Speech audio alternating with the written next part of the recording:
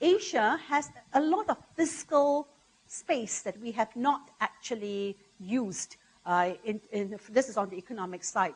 Because the debt to GDP ratio is still very, very low compared to the developed world. It's only about 34 to 35%. And therefore, it has a lot of space to actually to stimulate growth and to create a balance or the right combination between growth and inflation through a preferred combination, which will allow growth to happen and to also control the issue of inflation. And one way of doing this is, of course, through the stimulus packages. I mean, where at the heights of the financial crisis, many of the Asian countries, China, India, Vietnam, all had stimulus packages to stimulate the economy.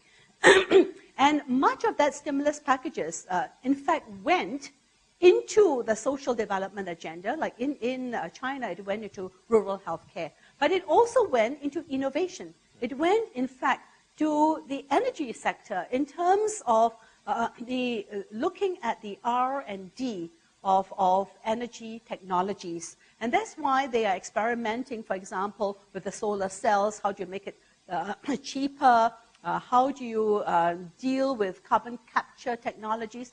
I think Asia is also know that if they would like to turn what I call the greatest challenge of this century, which is the climate change challenge, into an opportunity, then they have to take the lead to open up new technological markets and be at the forefront of technology innovations, because there are new markets. But at the same time, it is also critical to look at technology transfer, because not everyone is going to be can engage with technology innovation. So some of the poorer countries, the least developed countries, cannot build up their productive capacity unless they have technological and financial support.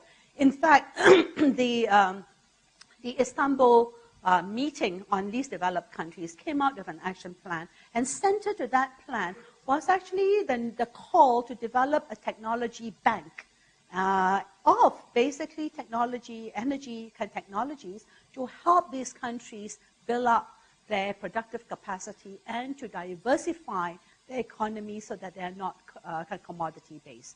I say this because this is precisely, you actually see a link between the fact that if you want to sustain your growth, you actually need to invest in the future economy, not the economy of the past, nor the economy of the present. And the future economy is the green economy. At the same time, if you want to grow, you cannot have a situation where you are now dependent just on your export markets. You are highly dependent on your domestic markets and on your regional markets. And therefore, the whole regional connectivity agenda, including the energy highway, then becomes a very important agenda.